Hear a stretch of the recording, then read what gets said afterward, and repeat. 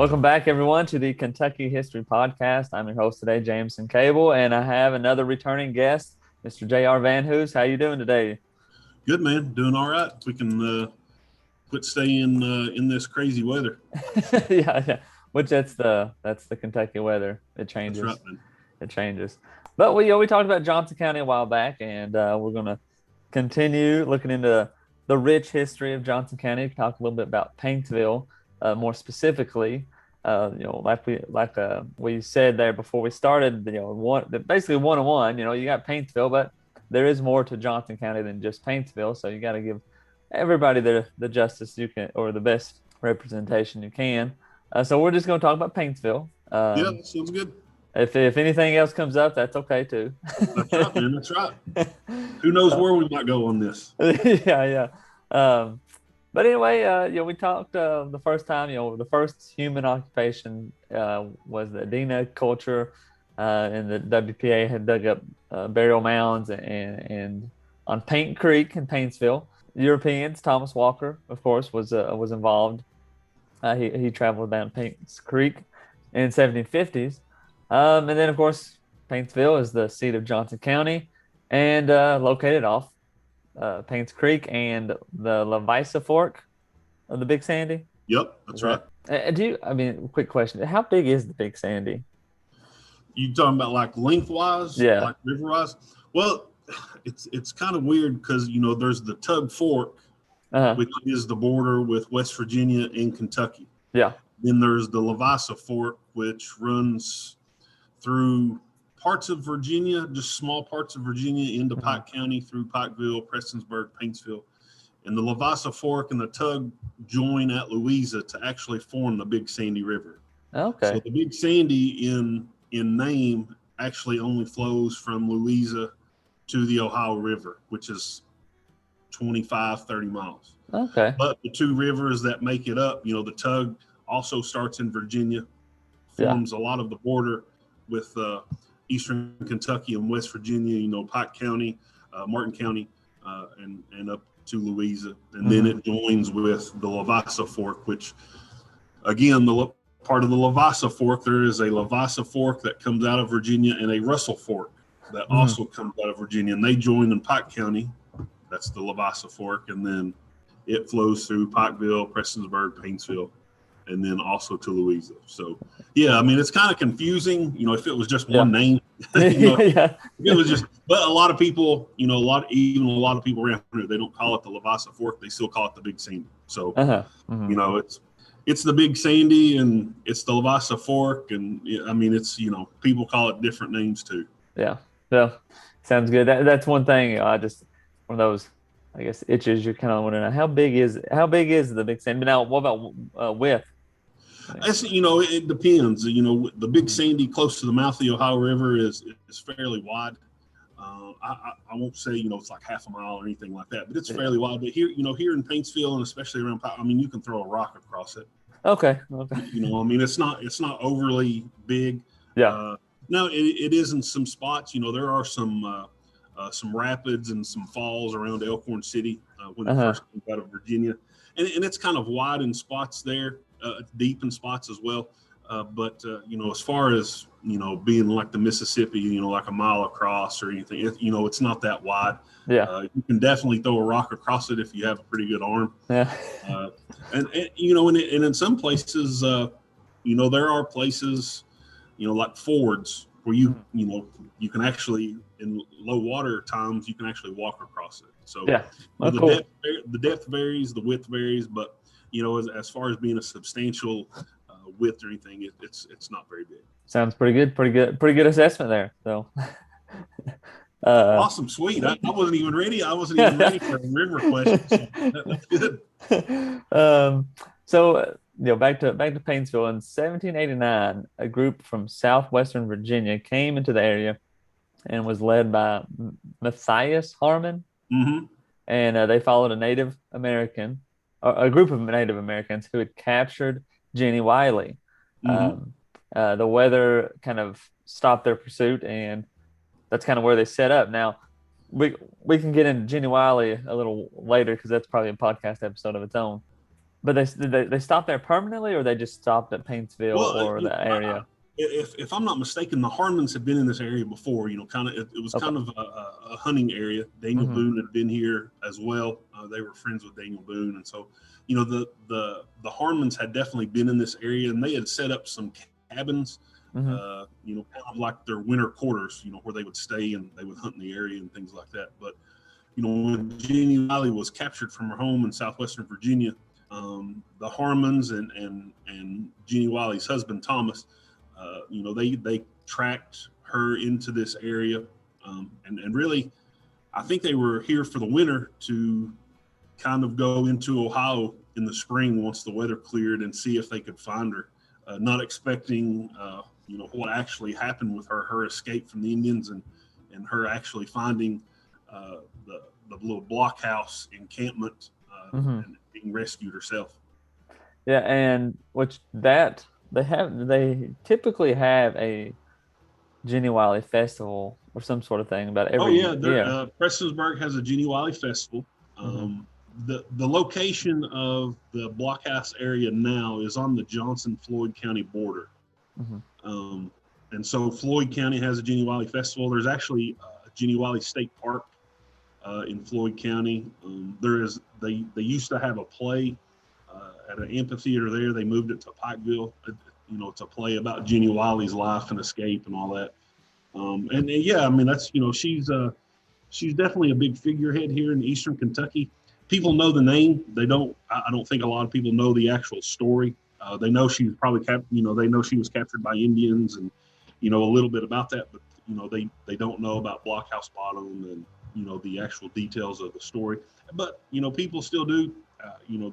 They see the signs and they see the festivals and all that. And so yeah, I think I don't really know how to describe it, but I think she's one of the well-known names with the story that's not very well known. If that makes Yeah, sense. People yeah, know yeah, the name, but they don't know the complete story. I think. yeah, yeah.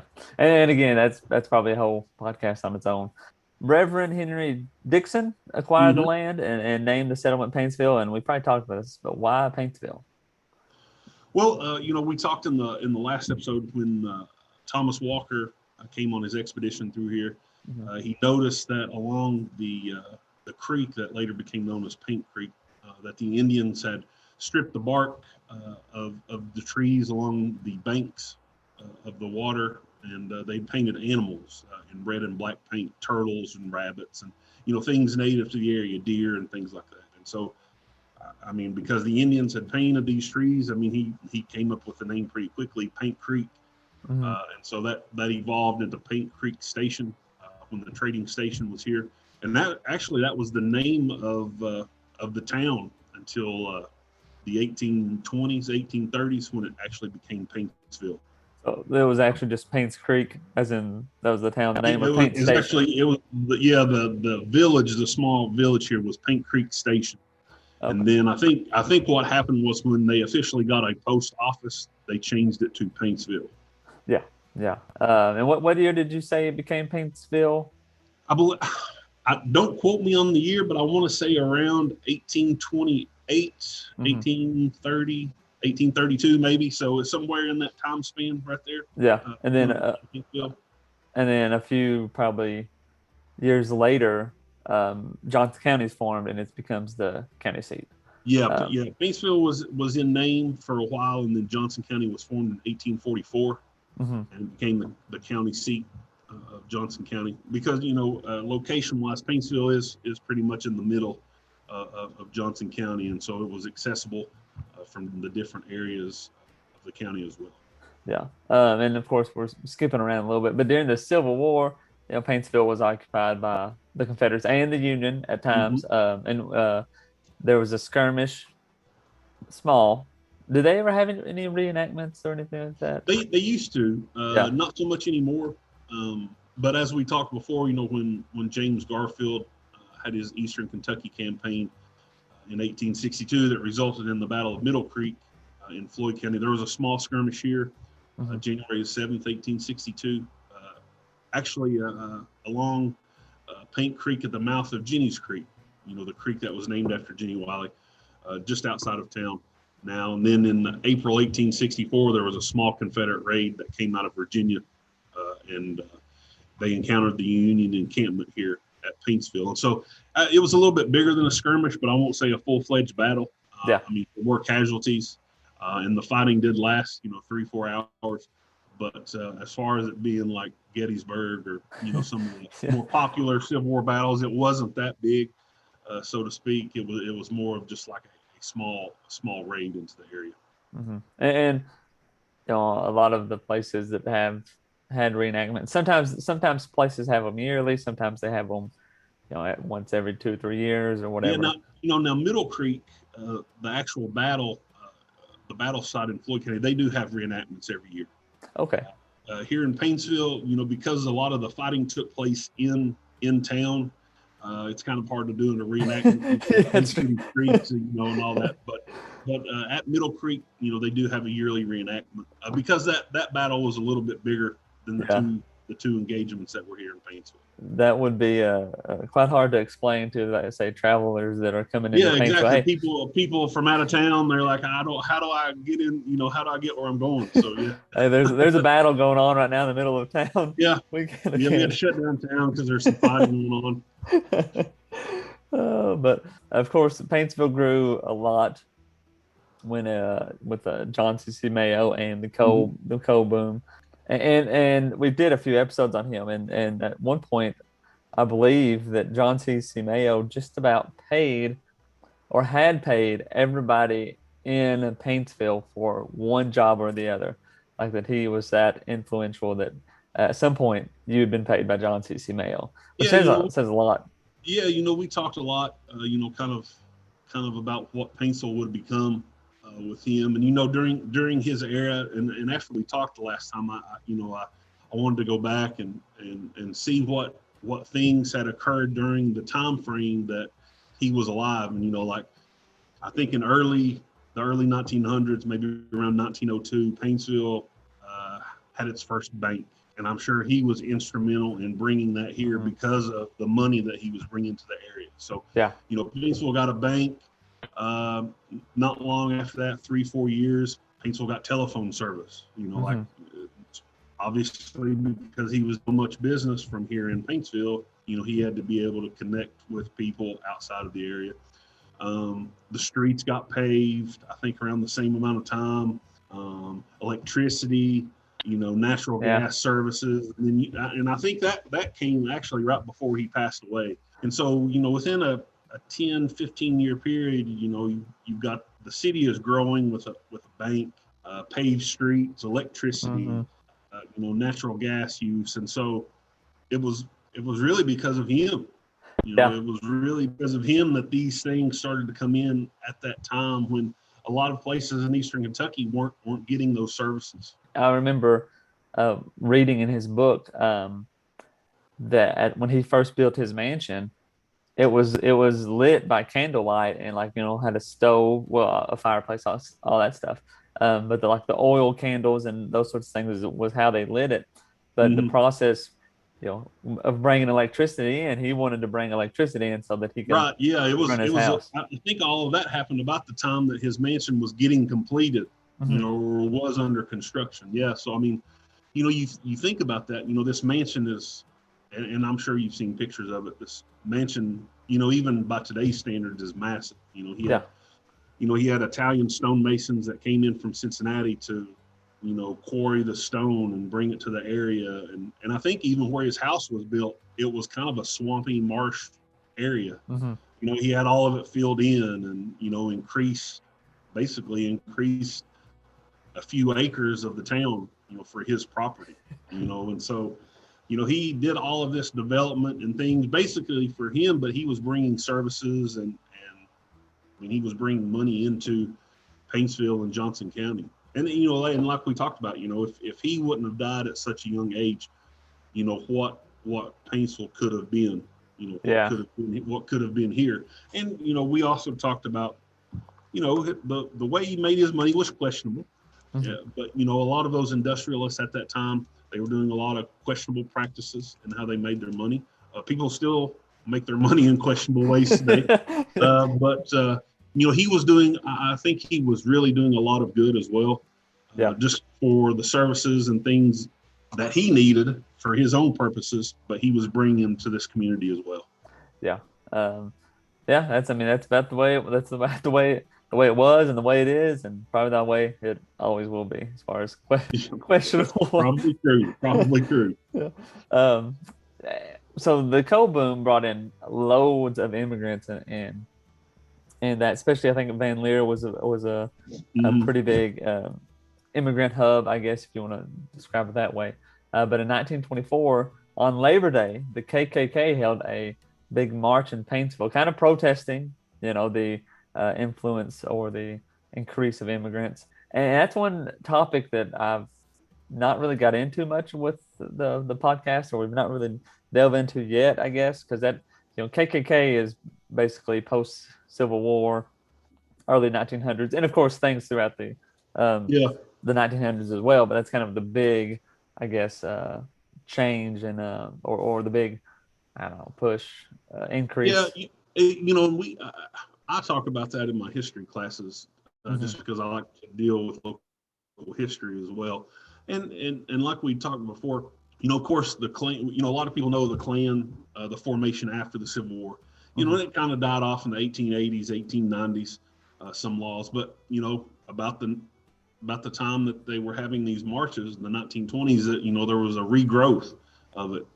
Indiana was a huge place where the Klan had this rebirth, so to speak, and it was Yeah. because a lot of African Americans, because of the Klan after the Civil War, they'd moved north, obviously for jobs, but in some cases to get away from the Klan, and so Mm-hmm. a lot of people felt threatened by African Americans, and then with this increase in immigration, especially in Eastern Kentucky, you've got these people coming from Europe, and this was scaring a lot of people as well. Uh, there were groups called nativists, people who thought that native people to America, the United States, and I'm not talking about Native Americans. I'm talking about people who had actually immigrated here, but who had been here for a long time, white people. They believed that they should have their pick of the jobs, and immigrants were coming here to do coal mining, and so Mm-hmm. there was a threat that they were taking jobs, and that they were bringing communist thoughts with them from Europe and things like that, and so you had this rebirth of the Ku Klux Klan, and in Eastern Kentucky they did recruiting drives not because there was large numbers of African Americans here, but because there were large numbers of immigrants, Mm-hmm. and that was scaring a lot of people. And so, yeah, I mean, the Klan, did have rallies. They had marches here in Paintsville in the early 1920s. But, as far as that goes, I'm not sure how long that lasted, because I found one or two newspaper articles, early mid 1920s, and then you don't see anything again. So Yeah. either the recruiting drives were not very successful, or they just figured, nobody was fighting against the immigrants because everybody was fighting for jobs. It just, Yeah. it wasn't, we don't like those people. They were working and living with them as well. And so I think immigrants had kind of assimilated themselves with the culture. They kind of, they had blended in, become friends with a lot of different people. And so, the Klan wasn't very successful here as far as recruiting large numbers of people. Now another thing, this is about the 1930s. Oil man E.J. Evans helped create the Mayo State Vocational School for secondary and adult education. Is that still Yeah, functional? it's still here. It's part of the Bluegrass Community and Technical College Oh, cool. Yeah. program. The campus is actually right beside of John C.C. Mayo's old mansion, where Mayo has always been the campus. But when John C.C. Mayo's wife moved away and the estate was finally settled, a lot of the property that they owned there beside the mansion, she donated for it to become a school. And so, it's been in operation since. It's now part of, the Kentucky Community and Technical College. In Lexington, there's Bluegrass Community, and Yeah. Hazard has a community college. And so, Somerset. I mean, Pikeville has one. And so, yeah, it's now part of that entire state system. now this is a typical for just about every county for sure in Kentucky, and these things are happening. They probably start about March to I guess probably maybe October, but festivals. Every place has a festival, right?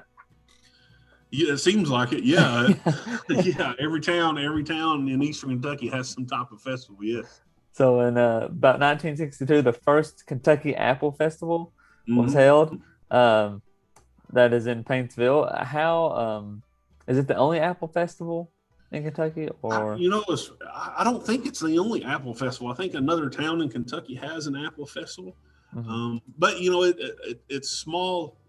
I don't want to say it's small because it's not terribly small, but compared, I don't know if you've ever heard of Hillbilly Days that they have in Pikeville. Like, well, yeah, yeah, Yeah, it's a lot smaller than Hillbilly Days. Hillbilly Days attracts tens of thousands of people. yeah, Apple Day is because Paintsville's a small city. There's only so much area that can be used, and so most of the downtown is used for vendors, hmm food, things like that. Of course, there's a carnival that comes and sets up. There's a car show and things like that. And so yeah, it's a smaller festival, but think Hillbilly Days, but a little bit on a smaller scale yeah. as far as what Well, Apple Day is. have you ever been to Black Gold Festival in Hazard? In Hazard, I've never been there. I've never Well, been to that one. I've been there quite a few times. It's pretty big.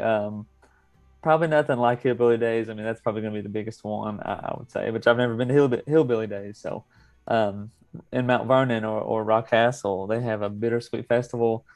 I mean, it's pretty small. It's not that big of a Yeah, I mean, deal. Apple Day. It's kind of like the whole week of last part of September, early October. Hmm Vendors usually come and set up the Thursday or Wednesday evening. Yeah, And so you have Thursday, Friday, and then Saturday's like the parade, and then everybody kind of closes up. And then Sunday, is when the city department kind of cleans up. But, yeah. it used to be fairly big. Johnson Central, the county high school in Paintsville, the city school, they used to play what was called the Apple Bowl, the two teams. Even Uh-huh. though they're different in size as far as enrollment, they would play each other in football. It's called Yeah. the Apple Bowl. Before that, there used to be an Apple Bowl when teams would come out of somewhere in Kentucky and hmm play Paintsville. And so, that had been going on for a long time, but that is no longer, done. Yeah. Usually, I think it's a lot because a lot of the kids like to enjoy Apple Day, So, who wants to be at practice or who wants to play a game, Apple Yeah. Day evening. But they used to have concerts here at Johnson Central during Apple Cool. Festival because it was a bigger size gym, and so Crystal Gate. I mean, some of the big stars of the '80s and '90s were Oh, here having concerts, and so yeah, I mean, it was a really nice festival. Of course, COVID, kind of yeah. shut that down last year, and so I'm kind of looking forward to see how that bounces back and what takes place this year. Yeah. Your description of the daily, Friday, Saturday, Sunday, that sounds just about exactly like the Yeah, it sounds Bittersweet like about Festival. every other Yeah. festival, because I know West Liberty has like the Sorghum Festival and different ones, and it sounds like they all have the same setup: Friday, Saturday, Sunday. And it's all, You got a vendor day, you got yeah, a concert day or something. Well, see, that's one thing, and this is kind of off topic a little bit, but like with Rock Castle, you got Renfro Valley, but like there was never any like there wasn't like you got this perfect concert venue, but like as far as I know, there was never any working that out to say, hey, we'll have this, and then on Saturday night it'd be concert at right. Renfro Valley or whatever. But Yeah, I uh, mean, Paintsville's kind of set up, with Johnson Central having one of the largest gymnasiums in the area. It's a perfect place to have a concert, and so, yeah, I can remember, of course, Loretta Lynn from yeah, Valier, and so, obviously she's been here a couple times with concerts. Crystal Gale, of course. Mhm. Um, I'm trying to think of some of the others. I even think like when I was a little kid, like the Kentucky Headhunters. You remember them? They were kind of big. I think they were here, but it's usually it's mainly country acts yeah, that are here and doing the concerts. They hadn't done that the last couple of years. hmm I think just because it probably gotten a little expensive to get some of those names, but there's still a lot of singing, and of course the schools they have their spelling bees and math bees like oh, cool. early Friday morning in front of the courthouse, so people go down and watch. Oh, cool. Yeah. Yeah, they watch their kids compete, and I mean, it's fun. The thing I like about it now, being a teacher, is that's our fall break. So Oh we're yeah, out, cool. of Yeah. school for a week. You know what I'm saying? So yeah, I like when they have that festival for sure. Yeah. We'll stop right here with our Paintsville history, and we'll pick it back up again next week. We want to thank JR for being a guest and providing us with some awesome history from Paintsville. Thanks for listening, and we'll see you next time.